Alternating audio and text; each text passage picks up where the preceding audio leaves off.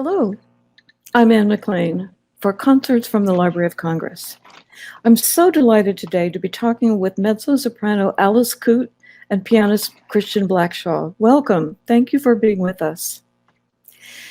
With the actor Ralph Fiennes as a colleague, you've created a glorious recital, Tchaikovsky and His Poets, that we're very excited to present as part of our 2021-2022 concert season. This is just an extraordinary musical experience created for Wigmore Hall, and we're very pleased to be able to share it with our audiences now. I know that the two of you have had a wonderful artistic partnership for several years with projects like performing the two Schumann cycles, Frauenliebe und Leben and Dixie-Liebe, among other things. It's rather rare, though, to encounter an all-Tchaikovsky recital, and this is a very remarkable one, with songs interwoven with poems by great Russian writers who inspired him. So I wanted to ask you, how did you develop the ideas for this concert? And was the dimension of the poetry, having a narrator join you, was it a focus from the beginning? It was really an organic process. Alice and I, well, I for one, have been very fortunate that we collided musically. And you're quite right. We've had some wonderful experiences together. And actually also Winterreise, which I've had the great good fortune to perform with Alice. And about 3 years ago, maybe, we did perform some Tchaikovsky songs together, both in France and at Wigmore Hall. And this idea actually grew from a growing friendship with Rafe, our wonderful new friend. And it just seemed to grow in a very natural way, to somehow, in these difficult times, put together a wonderful program to extend the songs and to interweave some readings from the great Russian writers. And of course, Tchaikovsky was very much influenced by many great poets and writers in his lifetime. And perhaps the songs to Western audiences in particular are not so often performed. So I think for many different reasons, it seemed a very logical and a very natural way to proceed to present a program, and all tribute actually to Alice, because if truth be told, she rather compiled most, if not all, of the program. It's really down to Christian, because I really would not have really thought about Tchaikovsky, because obviously he's synonymous with playing it incredibly well, and we've known each other, and he sort of made me think I could be brave enough to sing at the Wigmore Hall these Tchaikovsky songs a few years ago, and we just put a set of Tchaikovsky songs in, and of course I had to embrace the language for the first time properly and try and get it right, and it's a whole other world. In every way it affects how you sing. But then once we were in lockdown, we did a performance streamed of Winterreise, and Rafe came to hear it a few months before we did this Tchaikovsky concert, and he cried. I don't know if you remember, Christian. He was sitting afterwards trying to drink the Guinness, and he was crying. So we sort of thought, we all love this culture, and I was new to it. We all know Rafe has been all his life interested in Russian and steeped in Russian culture. Christian certainly has been, and he obviously trained there and lived there. And I was new to the party, but I'd always felt that this mixture of dark, earthy honesty and really bold, emotional truth was something I was really attracted to as soon as I started singing this music. So it sort of occurred to us. Rafe was in lockdown thinking about the pure use of his voice and poetry. I know he'd read a few poems to Christian in a lockdown late night gathering. So it seemed that we should naturally share our passion, and we didn't know how we would do that, but our shared passion for Tchaikovsky. Rafe already had it, Christian already had it, mine was blossoming, and we just decided to take a leap and try and express a tiny fraction of what we felt about his soul through the words he chose to set, and through his music, what glimpse we could show on our perceived ideas of what his life might be, what he was trying to say very deeply to the world through his music. It is mesmerizing, and I'm interested to hear how you, Christian, you said Alice has put this together. It's very interesting to see how it works so well. So many of these songs touch on yearning, sadness, and death. And without those spoken poems and letters interspersed, this concert might have been almost overwhelming. And especially the songs like A Dead Man's Love and Death, Yes. again, as before, Alone, the very last song that he wrote, and so on.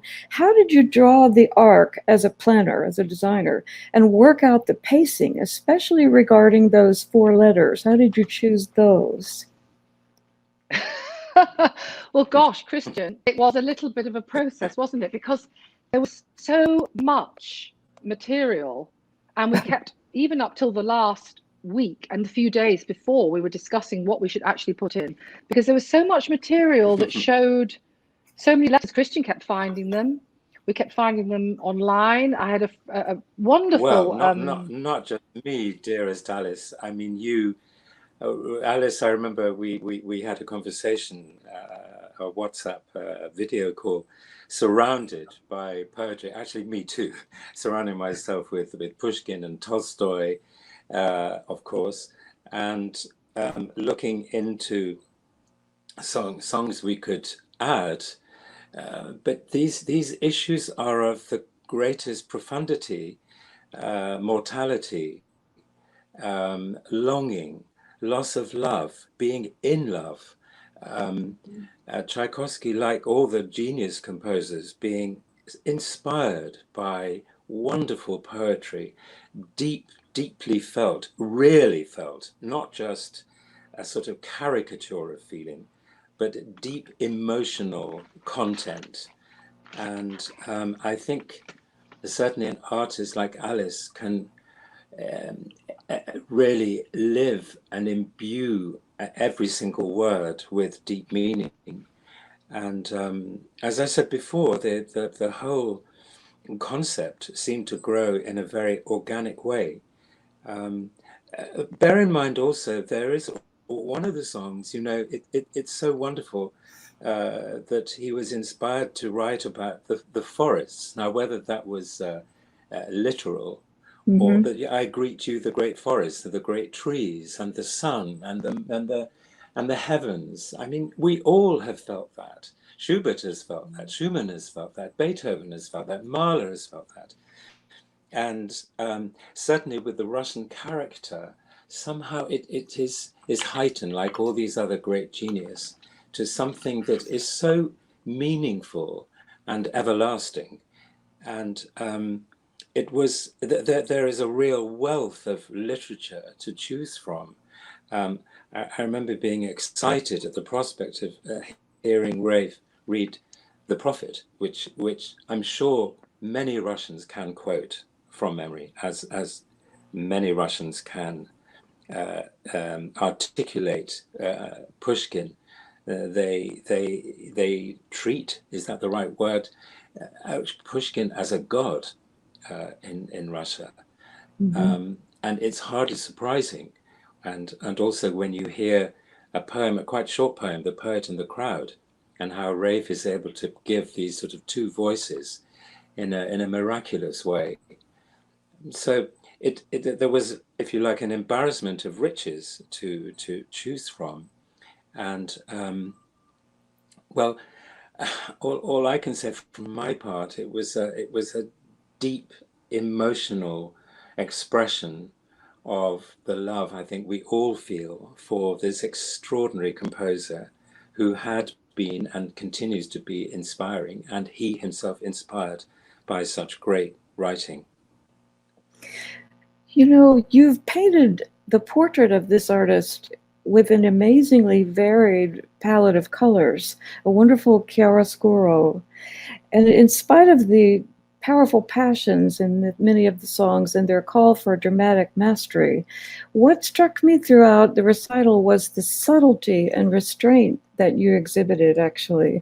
And both, Alice, both you and Rafe convey very nuanced shades of timbre and tone, vocally and in terms of the speech. And I wondered, did you talk about this at all, about colors? We didn't really, did we? The thing that I remember about rehearsals, for me, and Christian is being typically modest, his being steeped in this, I mean, this culture and in this music and living, I don't know what it is, whether it's, I don't suspect it's anything to do with the fact that he trained there or that he has lived in this culture. I think it's to do with his own sensibility and his huge heart and his huge artistic sensibility, that he was able to say to me, because I felt like he had a hotline, to put it in really crude modern terms, a hotline to the soul of Tchaikovsky. And he would say to me, I don't feel, when we first did those few songs, he would say to me, I know how it should be. This is how it should be. You should feel the Russian people. You don't need to hold back here. You don't need to. You can sing it in an earthy way. They're such a generous souls. It's almost Italian. They don't hold back. They like to talk late into the night. I felt like it was an opening up of a culture where politically we are often feeling so much so that we are one culture and they are another culture, particularly now in the world today. And Christian was talking, when he talked about this music, from such a deep love of the culture, and was able to say to me, yes, go further, just really live this music in a very honest way, as if it's almost like a song that's from Yorkshire or something like that. And he would say, yes, do that. And I began to feel the blood run up through me in a way that actually made me strip away a lot of stuff that I might have added to the performances. Alice, in a way, so maybe that's done the reverse thing, that I actually ended up just being much simpler than I might have been, because I was trusting Christian, because it felt like it was coming up through the soil of his being, the soil of everything when he was playing it. And he when he started that song, I could hardly sing the song about the stars near the very end. I could hardly even in the rehearsals. And Rafe would, in the rehearsals, would stand and listen to us, just listen. And he listened to us sing it through it before he actually started to speak, a couple of times, and let us do a run through. And then I think he, typically, as he would wonder how he could then balance musically, because obviously he speaks like a musician. He was pacing like a musician, and we were actually trying to hand over to each other the mood, and this is the deepest of moods possible. If it was the most ecstatic thing that we'd come across Tchaikovsky writing, either in a letter or in a piece of music, or the most desolate emotion and emotional state that he would express either in a letter or music, we would try to hand it over to each other. But it became a sort of an economical experience, it's probably what you're picking up on, that we just realized all we had to do was let the words speak, or let the music speak. And Christian did enable me in that sense, because he just trusts it so much, and he allowed me to trust it. I don't know if that explains anything, but what I was trying to do in the structure of it, in the structure of putting it together, which is not all my work at all, but they're being lovely about it, but we exchanged so much interest for every single thing we came across, because it revealed another layer of his humanity, whether it was an ecstatic song, whether it was a song where he was ready to leave take of the world. And that was also in his letters.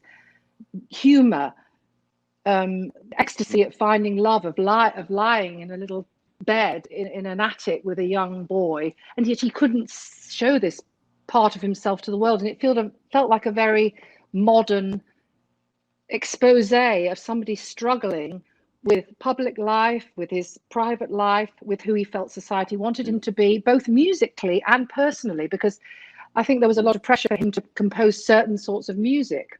And he wanted to be outlooking. He didn't want to just compose music that was typically Russian and that stayed within that framework of what the society wanted people to do, to reflect folk music.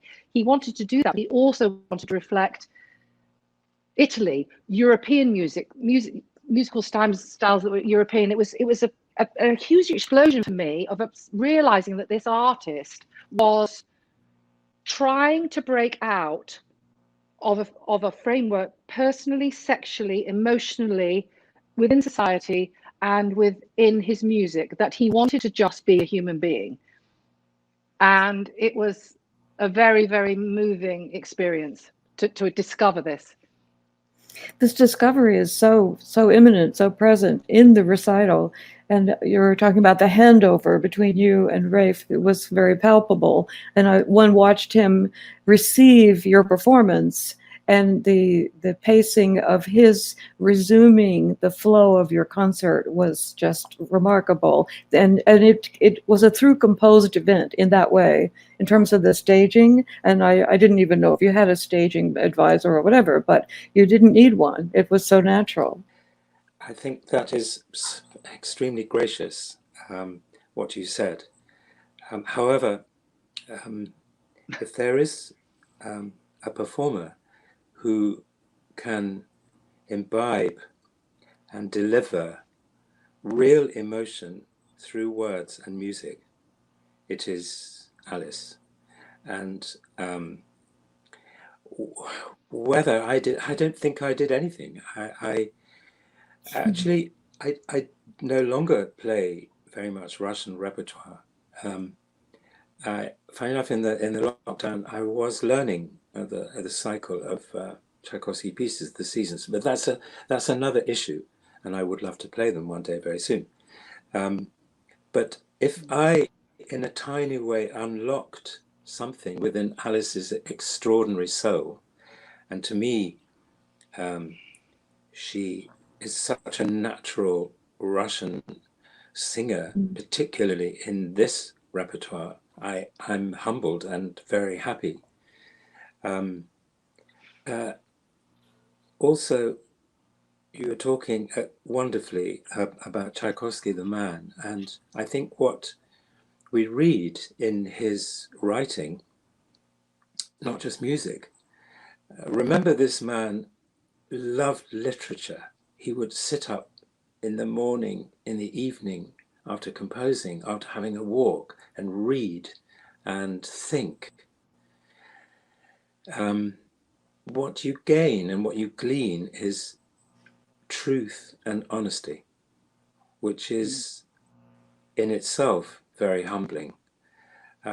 Despite his difficulties emotionally, but there is always a truth. I mean, the moment you hear in one of the letters written from Paris, when he ran out of the building because he couldn't bear to hear one of his orchestral pieces. Forgive me, I can't remember which orchestral piece it is, and I feel very annoyed that I can't bring it to mind at the moment, but he heard Mendelssohn's Symphony and marveled at the construction and the beauty, and his own piece he couldn't bear to hear.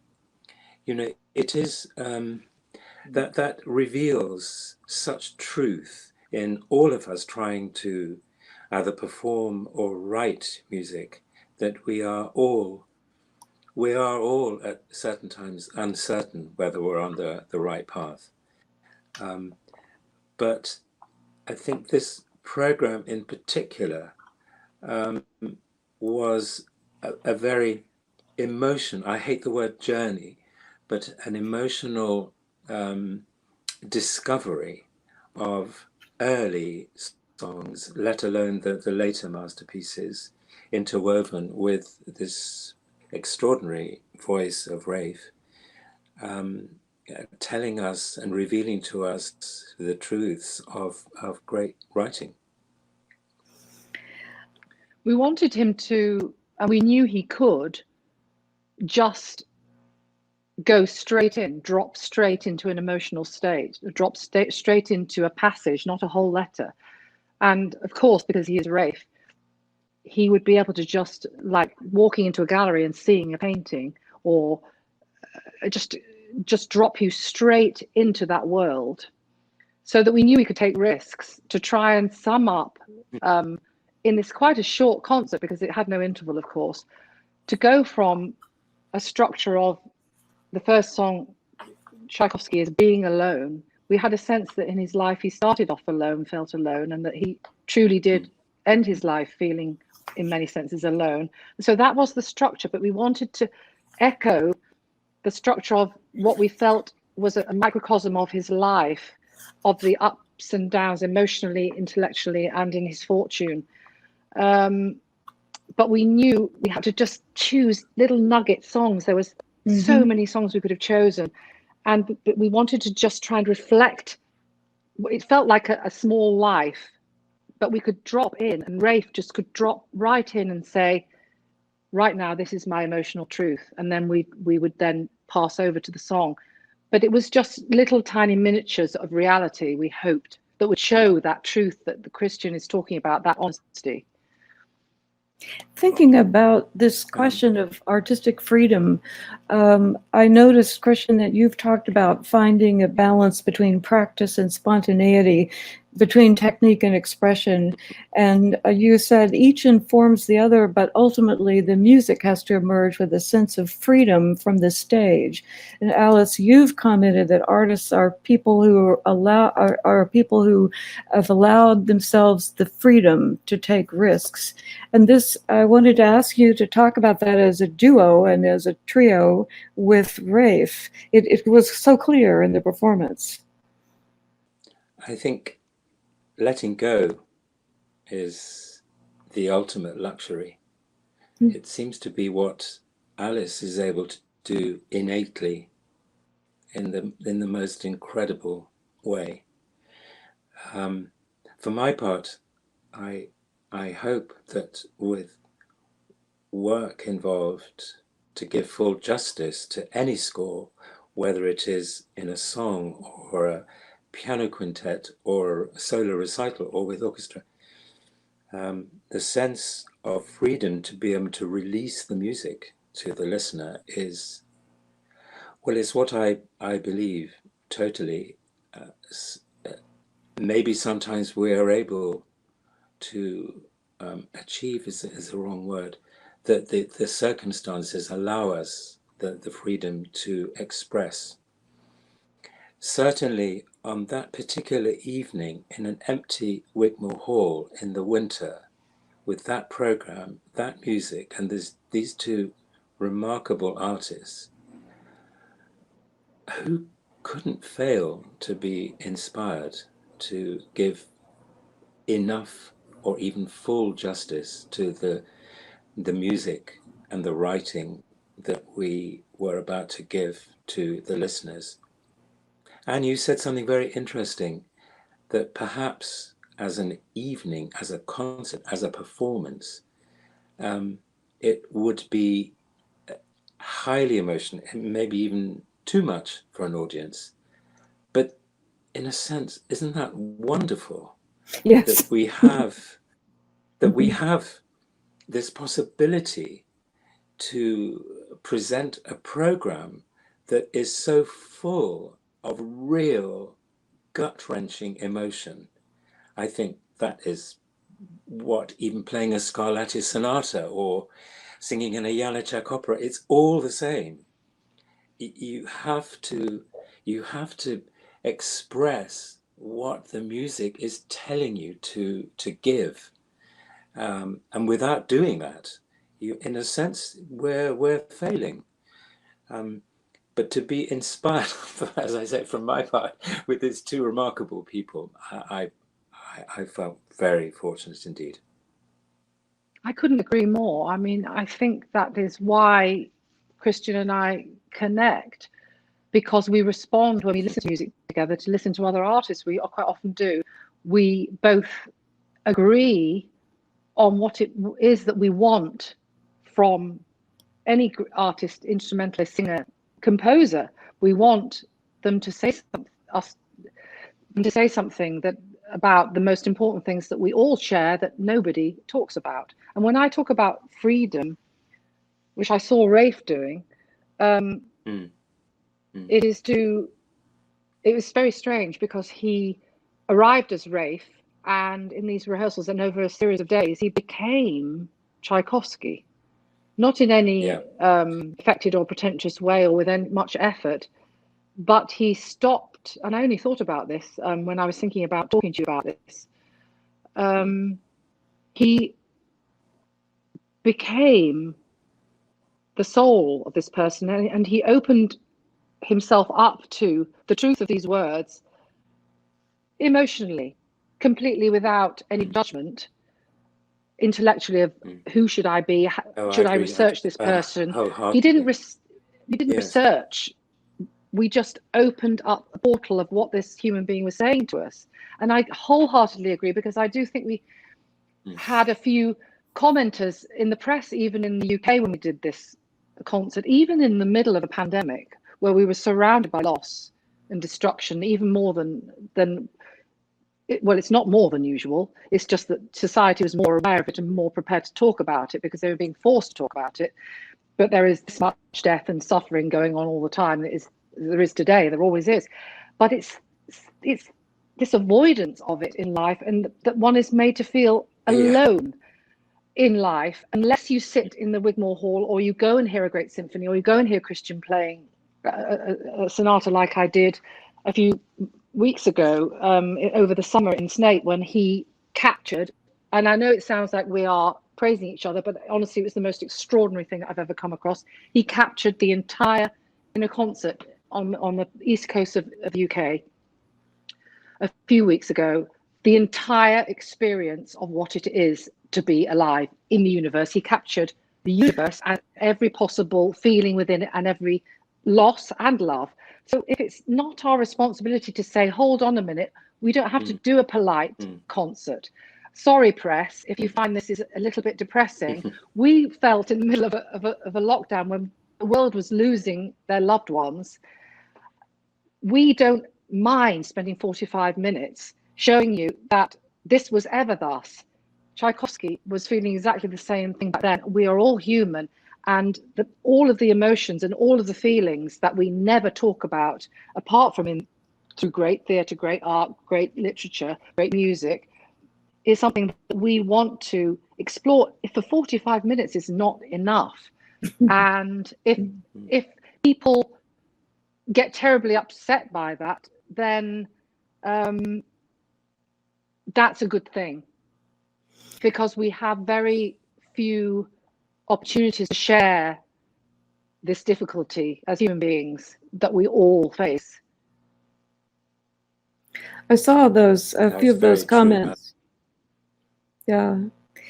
In the press, and they surprised me a bit, but I think you're right. People are avoidant, or they are afraid. It takes a person who is willing to speak these ideas and feelings. You've said there's nothing more vulnerable than being a singer. No one is more vulnerable than a singer, and to be the conduit for these kinds of things. I wanted to ask you too about, you've talked about creating a musical sound world, and for both of you, how did you start the process of thinking about this sound world in your rehearsals? Obviously, you've said, Christian, you were so intimately knowledgeable about this music, and the piano postludes and preludes are gorgeous. They have such authority. They set the stage for each song and for the trajectory of the recital and so on. But I'm just curious about the first steps that you took to create your sound world. Well, it's a wonderful question, and thank you for the comments.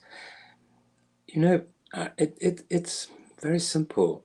It's all there on the page, and the great composer, whether it's Tchaikovsky or whether it's Haydn or whether it's whoever, great genius, they have thought deeply about what they want to bring on that particular moment, on that particular piece of paper, and leave it for posterity. And all of us who are receptive to great art, great music, great painting, what we see on the page has to have a resonance within our whole being, and without having this response to what you see on the page, just don't attempt it, because you won't be truthful. So whether it's oh, again alone, or let it be day, or can it be day, I greet you the forest, whatever the content, forgive that not very exciting word, you have to just bring full justice. Actually, as Alice did point out very extremely generously, I went to study in Russia many years ago, not because I was so inflamed by Russian repertoire. It was because of this very human response to hearing some of the great Russian, in my case, pianists. Or I had heard Galina Vishnevskaya and Rostropovich. But particularly inspiring was to listen to Sviatoslav Richter and Emil Gilels. And somehow the depth with which they were able to communicate a sound through a keyboard was fascinating to me. Mm-hmm. And there was a disappointment. I don't want to go on too much about me, but you asked a very specific question about sound, and that's really the reason I wanted to study in Russia, to see if I could, in my small way, receive something from, let's say, the great school of Russian pianism. I, in the event, didn't go to Moscow, where I had my scholarship. I was changed to Leningrad, and Professor Moisei Halfin, actually the teacher of Grigory Sokolov, became my teacher. And I'm relieved and thankful to say that he was from that extraordinary Petrograd school, where somehow the sound, it was all new to me. I was 21, relatively young. How you produce a sound that comes from the base of your spine, up through your shoulders, down through your arm, and from the fingers onto the key. Mm-hmm. And so in a roundabout way, that's what I'm trying to answer your question, that the combination of a sort of technique, in inverted commas, a love of sound, and doing full justice to whatever notes are in front of you is meaningful, is not strong enough as a word to me. It is vital. Otherwise, we are not being truthful to the score. And especially with an artist of the stature of Alice, who every time she opens her mouth, I'm practically in tears, because she has this extraordinary innate ability to move. And this is something you cannot learn. Maybe you can improve on it, but she will have had this from being a child. The same with Rafe. He would have had his voice from being a child, and through life's experiences has gone through his life, learning, thinking, trying to give even more. And I think that's true of all of us performers, isn't it? That we need to improve with whatever we do. Well, I'm sorry, it's a quite roundabout way of answering your rather simple question, but very often simple things require detail. You always say exactly what I wish I could say, and as eloquently as you.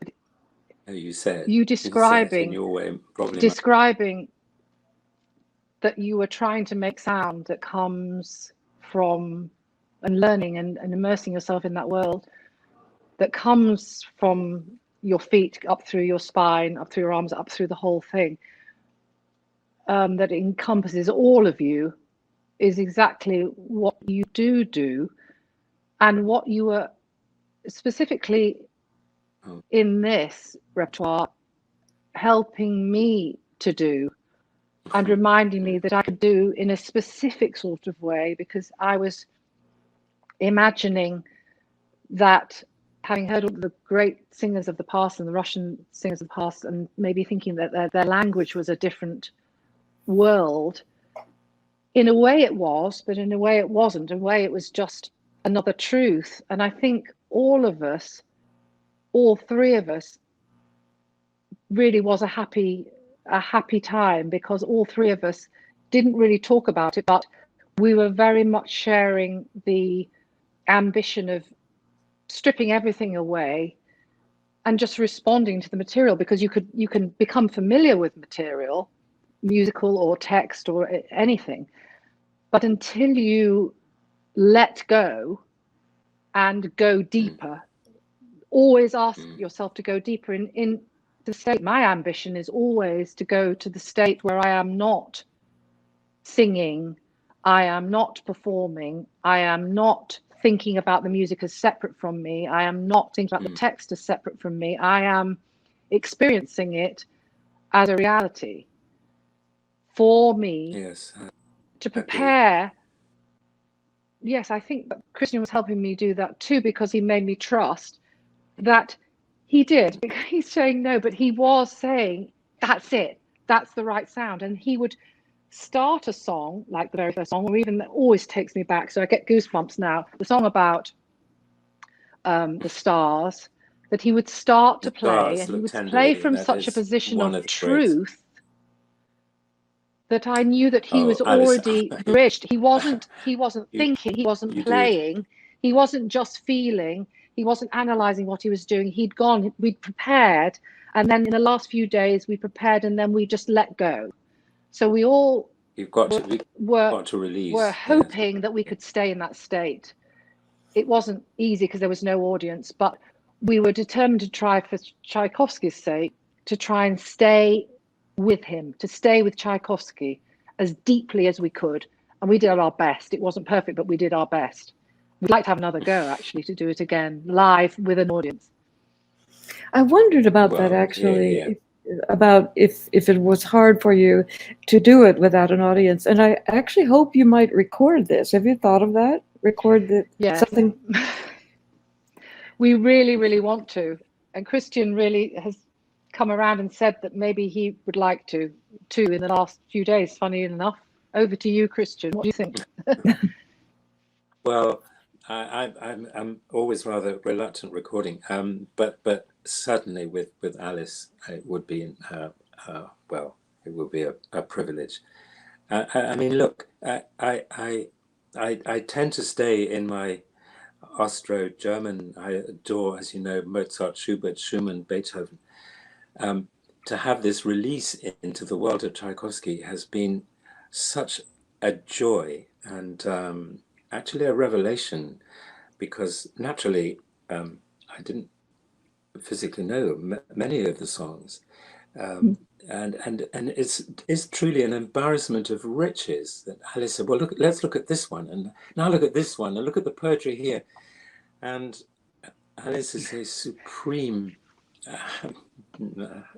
wordsmith is the wrong word. I don't know what the right word is. Artist who combines words with music in the most miraculous way. She's been a real, it's been such a privilege. And the short answer is, I think, well, I'm encouraged to hear Alice would still like to maybe record them. I think we should, if you still agree. I would certainly love to.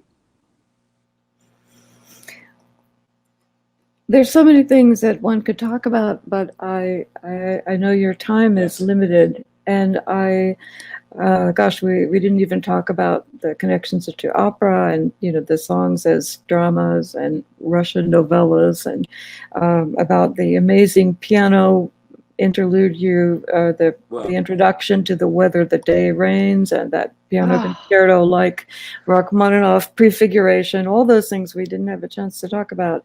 But I wanted to say that in this truly ecstatic performance of Tchaikovsky songs that goes over, spans its creative lifetime, and touched on many of the major romances that you have communicated so beautifully and with such profundity. We as the audience are very grateful. Let me mention a line that our annotator, Irina Kirchik, found, which I think is perhaps an appropriate way to end this. She quotes into the program notes Tchaikovsky's statement, "I wish with all strength of my soul that my music would spread, that the number of the people who love it, who find consolation and support in it, would increase." And you clearly have made this happen with your beautiful concert. Thank you so much.